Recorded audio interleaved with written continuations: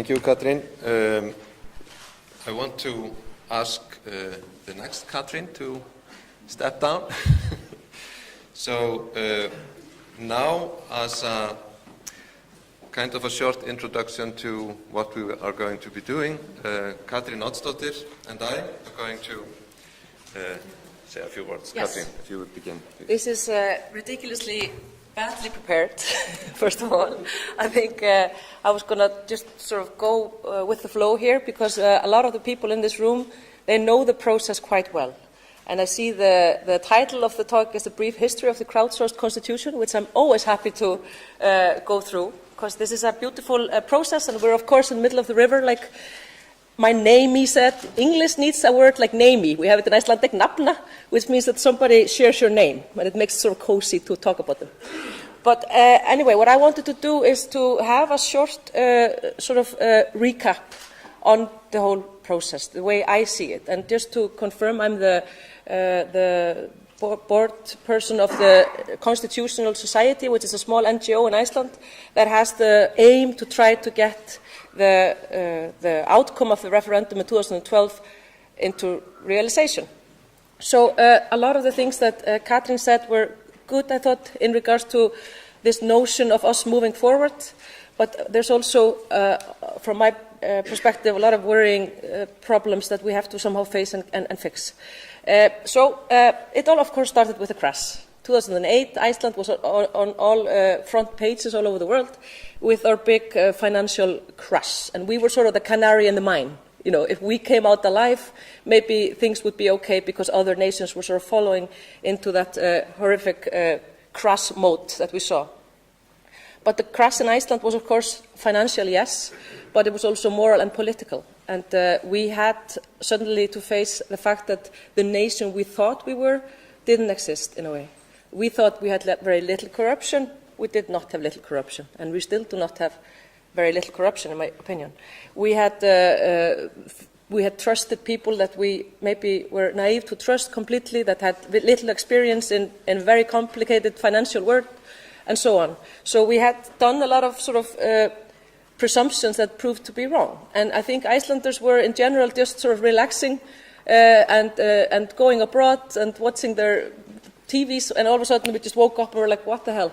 Society has gone completely haywards and we need to do something.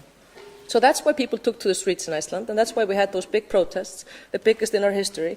And we tried to correct what we thought was wrong. Now, in the middle of a crazy situation like that, it is very hard to figure out what you want. And I remember during this time, media would ask people who were protesting, so you don't want this? No. Then what do you want? I don't know. It's like saying, I want to leave my husband. Okay, then who do you want to be with? It's like, I don't know, I just want to leave. I don't want this, you know. So it's like this notion of trying to force people to visualize a whole new society while all they're doing is saying, this here is not good enough. This here we don't want, you know. And that is maybe not fair. But what the beauty of this whole constitutional process gives us is that now we do have an alternative. So it's like saying, okay, maybe it's still in the drawer and they're working on it, which is great, but for me it sort of feels like this. We have never done very remarkable things up here in Iceland in regards to democracy. We did elect the first female president. That was cool. We do have one of the oldest parliament. That's excellent. But normally we just follow. You know, we copy legislation from Denmark and Norway. We wait and then we sort of follow. But why should we do that? I mean, we have really interesting elements to our nation, like how few we are and how homogeneous in a way we are and how much we know each other. And sometimes that works to our disadvantage. But we can also turn that around. And I think this whole process is an excellent example of a moment where we actually did that. Because, for example, inviting the people to participate in writing the new constitution, it had never been done, but it proved to be possible, you know, and stuff like that. And the whole way this process looks, like starting really wide with the National Assembly, 1,000 people randomly selected, going with the specialists and analyzing everything, and then taking a short time to actually crunch it, and then going wide again. I think this is an excellent model. And it has been sort of used in many places as a new sample of how to do things. But our problems are still here. We are still facing the fact that we have a system that rejects change, and that's why it's a system. It's not because people are evil. It's because systems, of course, are systems because they reject change. And in the new constitutions, there are some changes that would, in the end of the day, have a huge effect on this political system that we have today. But in my opinion, those changes would mostly be for the good. And if they are not, we can always fix it and change it. The problem with the current constitution is that it's very hard to change. And like the Prime Minister said, well, in the general elections, we don't see a huge outcome for the parties that concentrate on this, but the general elections are about so many other things that it's very hard from a mathematical standpoint to say, okay, ergo, there is no interest in the constitution, or people are refusing that constitution.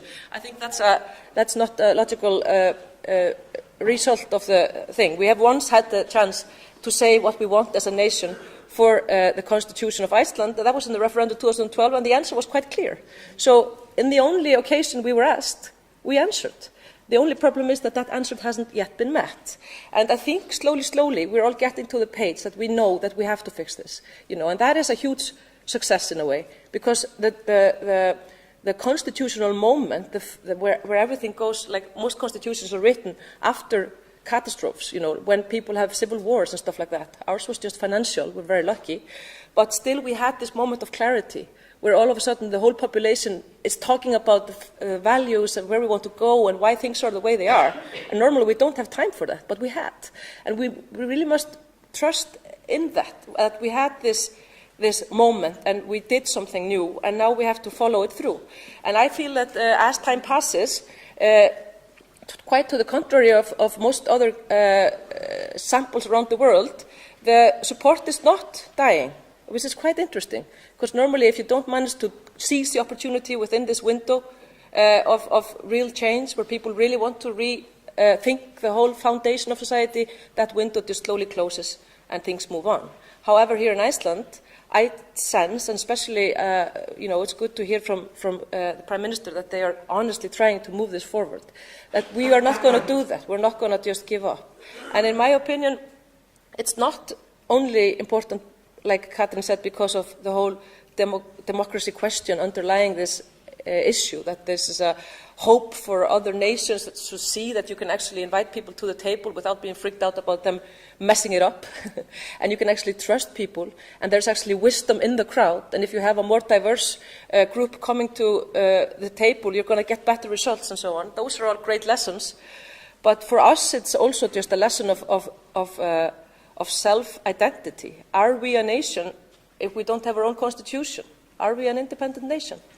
It's very strange and it's very rare that a nation actually gets independence and doesn't start by claiming its foundational law. Where and why do we want to go?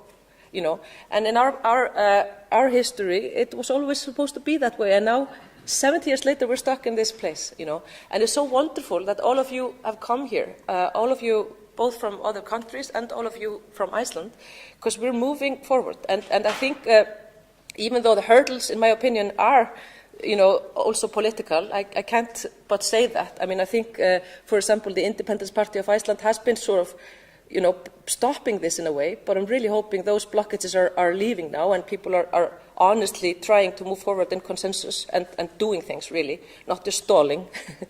And I think, therefore, sort of recapturing that we are at a place now which is very interesting. Either we can be courageous and really finish this together, or else we're just going to have another crash and another anchor wave and another, beating each other up and beating ourselves up over not having finished this.